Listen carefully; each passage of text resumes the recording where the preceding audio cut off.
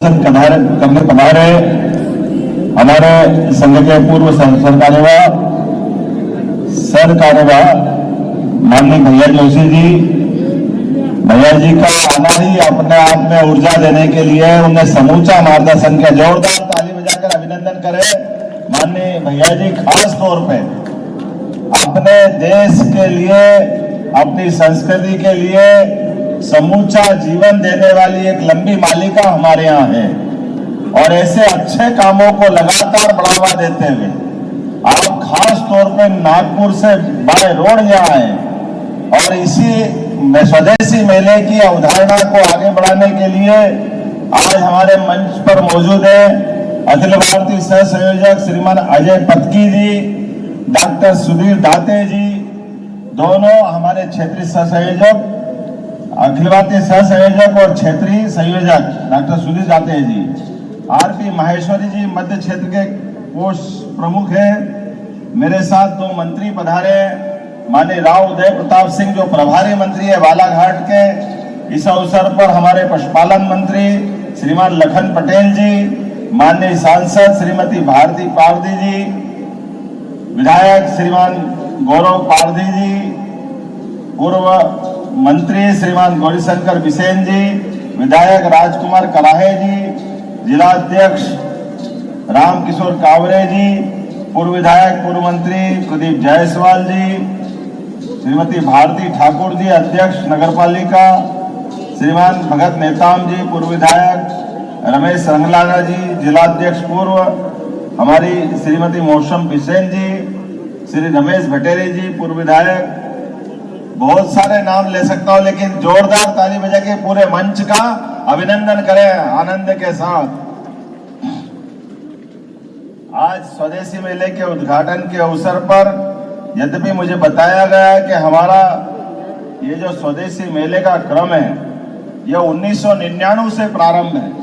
1999 में पहला मेला लगा और पहले मेले के बाद लगातार एक के बाद एक मूल रूप से बंबई से शुरू हुई यात्रा हर साल हर क्षेत्र में, और मुझे इस बात की प्रसन्नता है यशस्वी प्रधानमंत्री भी स्टार्टअप के माध्यम से इन्हीं बातों को प्रोत्साहन देते हैं। जोरदार अभिनंदन माननीय नरेंद्र मोदी जी का भी ताली बजा के उनका हम अपने अच्छे कामों को लेकर के। मोदी जी की बहुत सारी शुरुआत और हमारे लिए ये स्वदेशी मेले का मूल आयोजन, ये सच्चे अर्थों में आप अतीत के काल से स्मरण करें। इस देश में गुलामी का दौर अंग्रेजों के द्वारा जो लाया गया तो उसका सबसे बड़ा कारण हमारी स्वदेश के अंदर हमारी जो उत्पादक क्षमता थी, जो हमारी बौद्धिक क्षमता थी, दुनिया के अंदर भारत की एक विशेष पहचान थी। लेकिन धीरे धीरे करके हमारे पूरे स्वदेशी लघु उद्योग, मध्यम श्रेणी उद्योग या हमारी उद्यमशीलता पे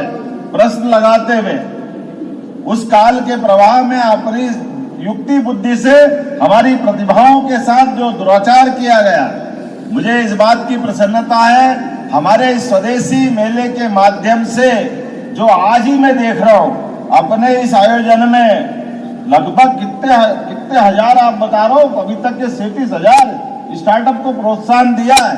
जोरदार अभिनंदन करो। आप अपनी भावी पीढ़ी के लोग बैठे, आपके मन में कोई संकल्प आए और आप अपनी उद्यमशीलता चालू करो, आप अपने नवाचार करो, अपने आइडिया को मैदान में उतारो। और ये ज्यादा अच्छी भावना है जो एक शब्द में बताती है। आप कह रहे हैं कि आप नौकरी मांगने वाले मत बनो, नौकरी देने वालों बनो। ये कितना अच्छा पवित्र भाव है। हमारे पास आकर के लोग वही बेरोजगारी की बात करें, इसके बजाय हम सब रोजगार देने की दिशा में चले।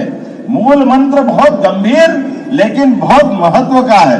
आज के इस अवसर पर चूंकि मुझे तो ऐसा लग रहा है ये यहाँ बालाघाट में मिनी इंडिया हो गया है, लघु भारत का रूप दिखाई दे रहा है। जिस प्रकार से उत्पादों की मुझे जानकारी दी गई है, सभी प्रकार के अलग अलग उत्पादों के साथ ये जो माहौल बनाया है वाकई अद्भुत बनाया। और मेले का मतलब ही मिलना जुलना, और केवल मिलना जुलना नहीं, अपने जीवन की न्यूनतम आवश्यकताओं के साथ साथ भविष्य की सभी प्रकार की संभावनाओं के लिए हम अपने व्यापार व्यवसाय के साथ अपनी संस्कृति को भी बढ़ाते हैं। अपने बीच अपनत्व का भाव भी लाते हैं। जैसे मेले के शब्द में जुड़ा हुआ है स्वदेशी, लेकिन इसके पीछे जुड़ा हुआ है रोजगार मेला। ये रोजगार देने वालों का मेला, रोजगार परक व्यवस्थाओं को प्रोत्साहन देने वाला मेला। हम में से आज इस बात के लिए और आनंद आता है, काल के प्रवाह में हमारी अपनी बहुत अच्छी भूमिका। उत्कल ब्राह्मण समाज द्वारा आयोजित उत्कल ब्राह्मण सम्मेलन में हम लोगों के बीच मंच में विराजमान हमारे प्रदेश के यशस्वी उप मुख्यमंत्री श्री अरुण साव जी, जिनके संघर्ष के विषय में आप सभी लोग जानते हैं, प्रदेश अध्यक्ष के रूप में किस तरह से उन्होंने संघर्ष किया और तात्कालीन सरकार के गलत कामों का विरोध किया, अनेकों आंदोलन किए और कार्यकर्ताओं में उत्साह का संचार किया और उसका परिणाम हुआ कि 2023 के विधानसभा चुनाव में भारतीय जनता पार्टी को ऐतिहासिक विजय मिली।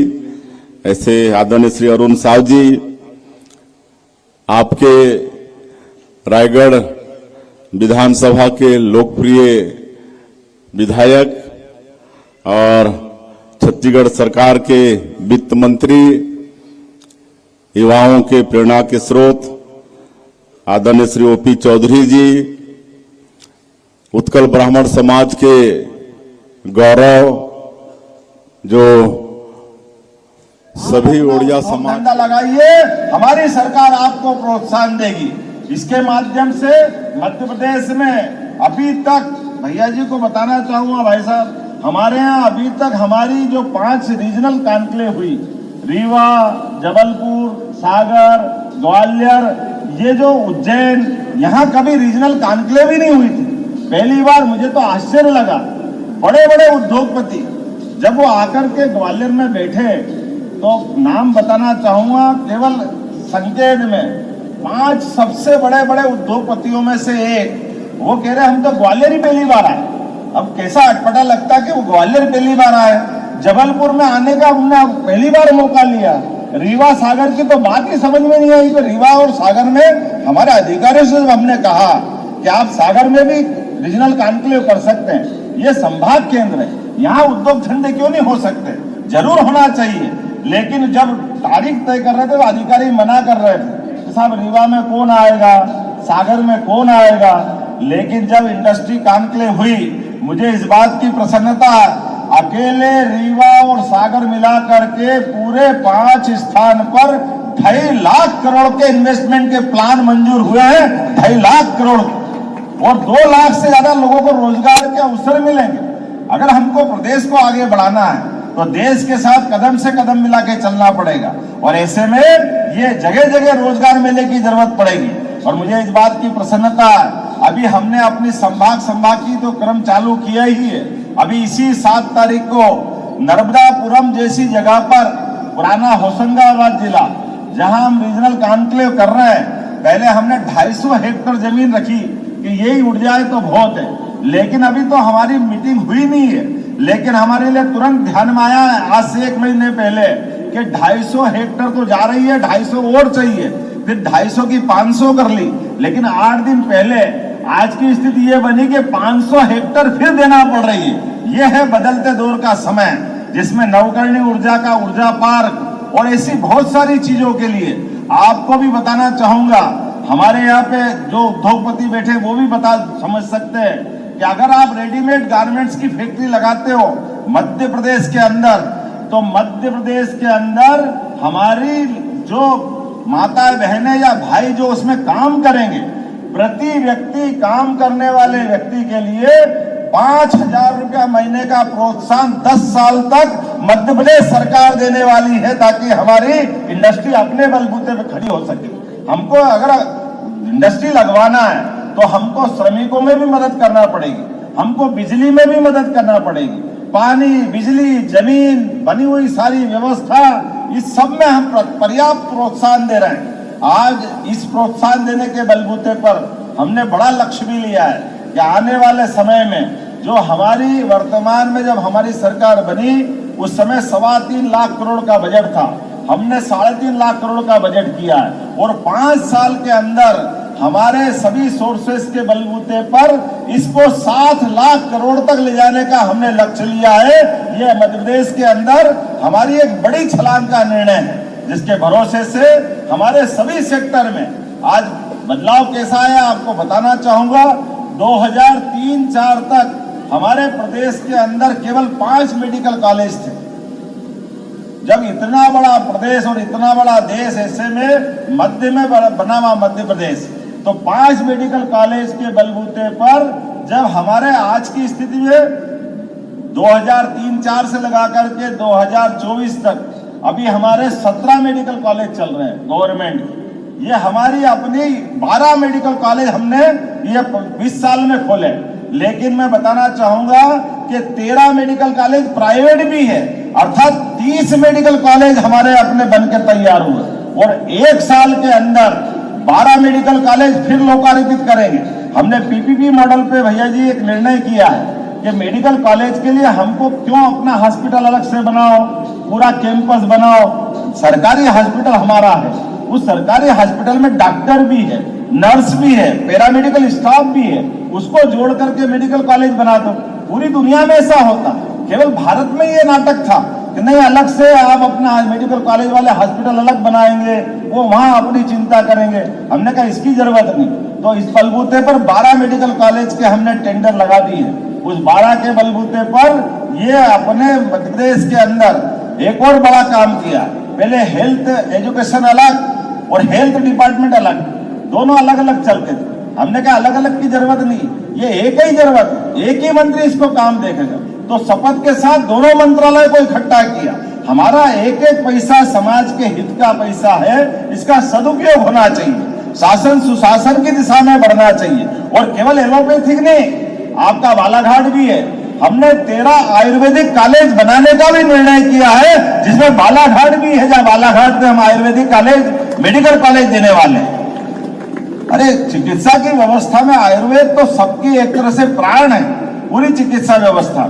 और अब कोविड के कठिन समय में सबसे ज्यादा कोई कारगर रहे तो हमको सबसे पहले प्राण बचाने वाली औषधि काढ़ा तो थी, जो आयुर्वेद के माध्यम से मिली। ऐसे में आयुर्वेद की बहुत संभावना है। आने वाले समय में ये बालाघाट के अंदर आज रोजगार मेला लगा है। हमने बहुत सारे आपके यहाँ के इंडस्ट्री प्रस्ताव भी मंजूर किए हैं। पिछली बार मैं आया था, बालाघाट के अंदर विकास के और बहुत सारे नए आयाम भी करने वाले हैं। लेकिन आज तो आपने बहुत अच्छा मेला लगाया। मेरी अपनी ओर से आप सबके प्रति शुभकामना, और आप और भी मेलों की सूची दे दें तो हमारे सरकारी मेलों के साथ रोजगार मेला और ये जो अपना स्वदेशी मेला, इनका तालमेल करा करके भी इस काम को हम आगे बढ़ा सकते हैं। मेरी अपनी ओर से पुनः आप सबके प्रति शुभकामना, बहुत बहुत धन्यवाद। भारत माता की जय। बहुत बहुत धन्यवाद माननीय मुख्यमंत्री जी। और अब मैं चूंकि रोजगार क्षमा